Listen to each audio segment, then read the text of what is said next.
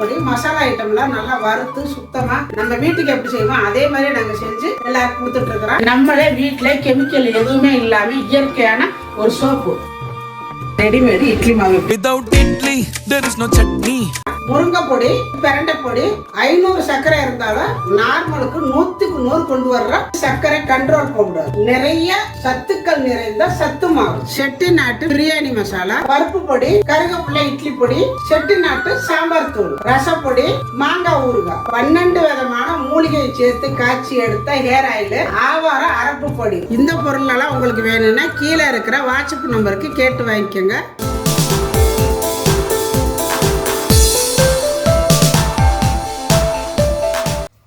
Hi, எல்லாருக்கும் வணக்கம்.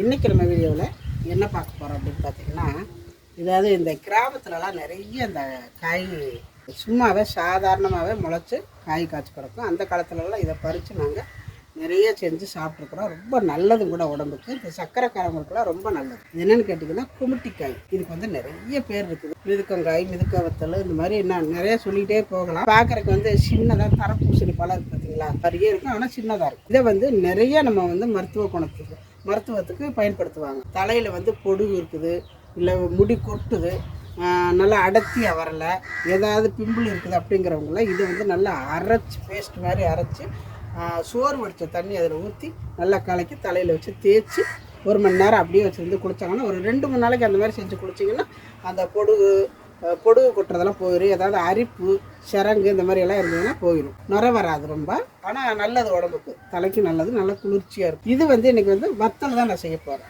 அது எப்படி செய்யறது அப்படிங்கிறது வாங்க பார்க்கலாம் வீடியோக்குள்ளே போய். அதுக்கு முன்னாடி நம்மளோட சேனலை நீங்கள் சப்ஸ்கிரைப் பண்ணாமல் இருந்தால் சப்ஸ்கிரைப் பண்ணி வச்சுக்கோங்க. பக்கத்தில் இருக்கிற ஆளுங்களை பெல் அமுத்தி வைங்க. பாருங்கள், இதுதான் குமுட்டிக்காய்ங்கிறது. நான் சொன்ன பார்த்தீங்களா, தரப்பூசணி டைப்பில் இருக்கும்னு பாருங்கள். தரப்பூசணி பழம் வாங்கி சாப்பிடுவோம்ல, அதை அறுத்தா உள்ளே வந்து நல்லா கலராக இருக்கும், இனிப்பாக இருக்கும். இதை உள்ளே அறுத்தோம்னா பச்சையாக இருக்கும், கசப்பாக இருக்கும். ஆனால் சக்கரைக்காரங்களுக்கு ரொம்ப நல்லது. இதை வந்து அப்படியே அரைச்சி சாப்பிடலாம். இது தானாக முளைச்சி கிடக்கிறது. இந்த மாதிரி தான் கொடியாக படர்ந்து கிடக்கும், அதில் காய்ச்சிருக்கும். பாருங்க, 2 தூரில் பறித்த காய் தான் எவ்வளோ இருக்குது பாருங்கள். எடுத்து இந்த காம்பை நறுக்கிடுங்க. நான் வந்து இந்த மாதிரி நீல ஷேப்பில் நான் போடுறேன். இந்த மாதிரி இப்படி நீல ஷேப்பில் நான் போடுறேன்.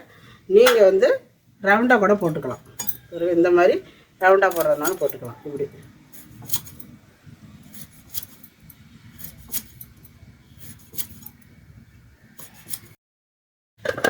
பாருங்கள். இது மாதிரியே நான் கட் பண்ணிவிட்டு உங்கள்கிட்ட காட்டுறேன்.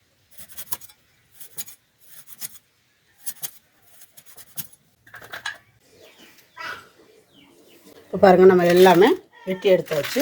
இந்த அளவு இருக்குது. இப்போ இதை கொண்டு போய் நம்ம வந்து மாடியில் காய வச்சுக்கலாம். படுதா விரித்து காய வச்சுருங்க. இது வந்து நல்லா காயணும். வெயில் இருந்துச்சுன்னா ஒரு 2-3 நாளையில் நல்லா காய்ச்சிடும். எனக்கு வெயில் கம்மியாக தான் இருக்குது, எத்தனை நாள் ஆகுதுன்னு தெரியல, பார்க்கலாம். இது வந்து அரை காய்ச்சல் காய்ச்சதுக்கப்புறம் மோர் இல்லாட்டி வடித்த தண்ணி அதுக்குள்ளே போட்டு உப்பு போட்டு 1 நாள் ஃபுல்லாக ஊற வச்சு மறுக்கா காய வச்சுட்டு எடுத்து வறுத்தோம்னா நல்லாயிருக்கும். இப்போ அதை காயட்டு அப்புறம் இது எப்படி செய்கிறது அப்படிங்கிறத நான் காட்டுறேன். இப்போ பாருங்கள், நல்லா வந்து காஞ்சிருச்சு மிதுக்க வத்தல். இந்த அளவுக்கு காஞ்சிருச்சா, இந்த அளவுக்கு காஞ்சா போதும். இப்போ இதை என்ன பண்ணணும்னா, இது பார்த்திங்கன்னா மோர் எடுத்து வச்சுருக்கிறேன். இதில் இது தேவையான அளவு கல் உப்பு சேர்த்துக்கோங்க.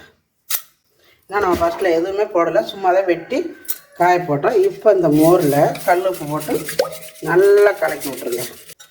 நல்லா கல் உப்பு கலக்கிட்டு இப்போ நம்ம வச்சுருக்கிறோம் இந்த மிதுக்க வத்தலை இதில் அள்ளி போட்டு 1 நாள் ஊறட்டும். 1 நாள் ஊறினா தான் அதில் அந்த உப்பு மோர் எல்லாம் உள்ளே ஊறி இறங்கி நல்லாயிருக்கும். நம்ம வறுத்து சாப்பிட்றதுலேயே கசப்பு தன்மை இல்லாமல் சாப்பிட்றதுக்கு நல்லாயிருக்கும். நல்லா இந்த மாதிரி அமுத்தி விட்டுட்டு நல்லா பிரட்டி விட்டு ஒரு அமுக்கி மூடி வச்சுருங்க. நான் இன்றைக்கி ஊற வைக்கிறேன். நாளைக்கு நான் மறுபடியும் எடுத்து இதை எப்படி இருக்குதுன்னு நான் காட்டுறேன்.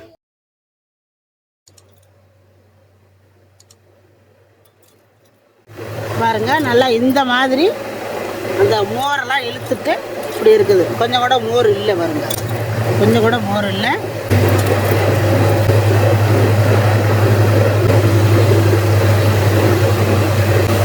இப்போ இந்த மாதிரி நம்ம கலக்க காய வச்சுருக்கிறேன். காயட்டு நான் அதுக்கப்புறம் காட்டுறேன். பாருங்கள், நல்லா ஒரு 2 நாள் நல்லா காஞ்சிச்சு. தயிர் ஊற்றி நல்லா காய வச்சு எடுத்துகிட்டு வந்துட்டு நல்லா சலன்னு இருக்குது பாருங்கள். நல்லா இந்த மாதிரி காய வச்சு அள்ளி நம்ம ஒரு டப்பாவில் போட்டு வச்சுட்டா வேணுங்கிறப்ப நம்ம எண்ணெய் ஊற்றி வறுத்துக்கலாம். நல்லாவே இருக்கும், நல்லா மொறுமொறுன்னு இருக்கும். சக்கரைக்காரவங்களுக்கு ரொம்ப நல்லது. இப்போ இதை வந்து இப்படி கொஞ்சமாக அள்ளி போடுங்க. இந்த மாதிரி அள்ளி போட்டு எண்ணெய்க்கில் போட்டு பொரிச்சிடும். பாருங்க, போட்டு வரணும். நல்லா இந்த கலரில் தான் வரும்.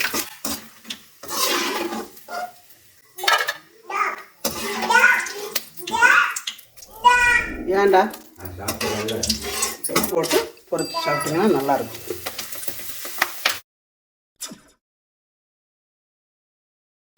இந்த மாதிரி கொஞ்சம் கொஞ்சமாக வறுத்து உங்களுக்கு தேவைப்படுறப்ப அளவாக வறுத்து சாப்பிட்டுக்காங்க. மீதி பாருங்கள் இங்கே இருக்குது. இது ஒரு டப்பாக்கில் போட்டு வச்சுக்குவோம்.